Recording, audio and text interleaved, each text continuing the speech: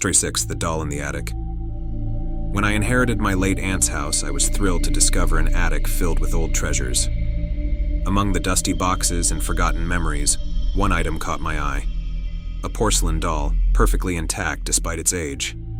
It had a delicate face with painted rosy cheeks and lifelike glass eyes that seemed to follow me wherever I went. I couldn't resist bringing it down to my room, despite a nagging feeling that something was off. The first night with the doll was uneventful, but soon strange things began to happen. I would hear soft giggles echoing through the house, followed by the sound of tiny footsteps. I dismissed it as my imagination playing tricks on me, but the more time I spent with the doll, the stronger the feeling of unease became. I woke one night to find it sitting upright on my bedside table, its glassy eyes seemingly alive in the moonlight. Panicked, I decided to put the doll back in the attic, hoping to rid myself of the unsettling energy. But as I climbed the stairs, I heard the giggles again, now louder and more frantic. It felt like the air had thickened, pressing down on me. I placed the doll back in the box, but as I turned to leave, I felt a tug on my sleeve. I spun around, but the attic was empty. The laughter grew louder, now echoing in my head. I fled the attic, vowing never to return. I locked the door behind me, but I could still hear the whispers and laughter in my dreams, haunting me long after I left. Story 7, The Candlelit Seance. I always had an interest in the paranormal, so when my friends suggested we host a seance, I was thrilled. We gathered in my living room, dimmed the lights, and lit candles, the flickering flames casting eerie shadows on the walls. We held hands and closed our eyes, focusing on connecting with the spirits. At first, it was all fun and games, with light-hearted jokes and laughter filling the air. But then the atmosphere shifted. A chill swept through the room, extinguishing one of the candles, and we felt a palpable tension. The air grew heavy, and suddenly, one of my friends, Jessica, began to speak in a voice that wasn't her own, recounting a tragic story of loss and despair. We were entranced, but fear crept in as the story grew darker. The temperature dropped even further, and the remaining candles flickered violently. I could feel an unseen presence in the room, and the other girls began to panic. I urged Jessica to stop, but she continued, her voice rising in intensity, recounting the details of a murder that had taken place long ago in this very house.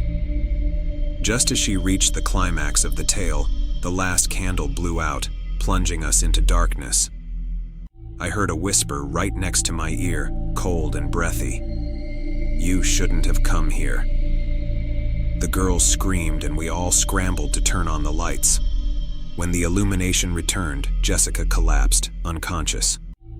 We never spoke of that night again, and I moved out shortly after, unable to shake the feeling that something had followed me from that darkened living room.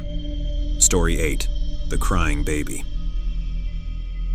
When I moved into my new apartment, I was charmed by its vintage character. But from the first night, I noticed strange noises. I attributed the odd creaks and groans to the building's age until the night I heard a baby crying. It was faint but unmistakable, echoing through the halls in a mournful wail. I stepped out of my apartment, hoping to find the source of the sound. As I wandered the dimly lit corridor, the crying grew louder, leading me to an old door at the end of the hall. It was locked, but the sound was so intense that I felt compelled to knock. My knuckles rapped against the wood, and the crying suddenly stopped. Confused, I turned to leave, but the door creaked open slightly, revealing a darkened room. I peered inside, and the air grew cold. Shadows danced along the walls, and I felt a pull toward the darkness. I stepped in, and the door slammed shut behind me. Panic surged as I turned to find myself in a nursery filled with dusty toys and a crib that rocked gently, though there was no one in it. Suddenly, the crying resumed, but it was now accompanied by a soft, chilling lullaby. I felt a presence close behind me, and when I turned, I saw a fleeting glimpse of a woman in white, her face twisted in sorrow. I bolted for the door, desperately trying to turn the handle, but it wouldn't budge. The cries intensified, and just as I thought I might be trapped forever, the door flew open, and I stumbled out, gasping for breath. I never returned to that hallway again, but sometimes, late at night, I still hear the echoes of that haunting lullaby. Story 9. The Haunted Painting. My mother loved art, and after she passed away, I inherited her collection. Among the canvases was one peculiar painting that stood out, an eerie landscape with dark, swirling clouds and a distant figure barely visible in the background. I couldn't shake the feeling that the figure was watching me. Hanging it in my living room, I began to notice odd things. At night, the shadows in the painting seemed to shift, and the figure appeared to move closer. I brushed it off as a trick of the light, but the sensation of being watched grew stronger. Friends who visited commented on the unsettling aura of the painting, and soon I found myself avoiding the room altogether. One stormy evening, the power went out, and I was plunged into darkness. As I searched for candles, I heard a soft whisper emanating from the painting. "Help me." It was faint, but unmistakable. My heart raced as I turned to face it. The figure now appeared clear and distinct, its eyes filled with sorrow and despair. I felt drawn to the canvas, and before I knew it, I was standing inches away, staring into its depths. As the wind howled outside, the figure reached out, a hand emerging from the painting as if trying to escape. I stumbled back in horror, and the painting trembled on the wall, threatening to fall. I quickly took it down and locked it in the basement, but the whispers still haunt me, calling for help from the shadows. Story 10. The Forgotten Grave. During a hiking trip with friends, I stumbled upon a secluded area of the woods where the trees seemed to close in around us. As we ventured deeper, we found an old, forgotten graveyard, the headstones worn and faded. It felt eerie, almost as if the spirits of those buried there were watching us. One stone caught my eye.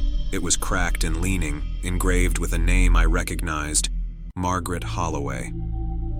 My grandmother had often spoken of a distant relative who had vanished without a trace years ago. I felt a strange pull toward the grave, and as I knelt down to examine it, I suddenly felt a chill in the air. My friends started to joke, urging me to hurry up, but something held me there. As I touched the headstone, I heard a whisper in my ear, a soft voice begging for help. I looked around, but my friends were laughing and unaware of what I had just experienced. I stood up, my heart racing, but when I turned to leave, the ground beneath me trembled, and a cold wind swept through the graveyard. Suddenly the air was filled with anguished cries, and I saw shadows moving among the trees, darting in and out of view.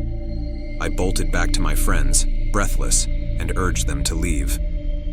We stumbled out of the woods, and I never spoke of that day again. But late at night, I often think of Margaret and the whispers that lingered long after we escaped, wondering if I had disturbed something that should have remained undisturbed.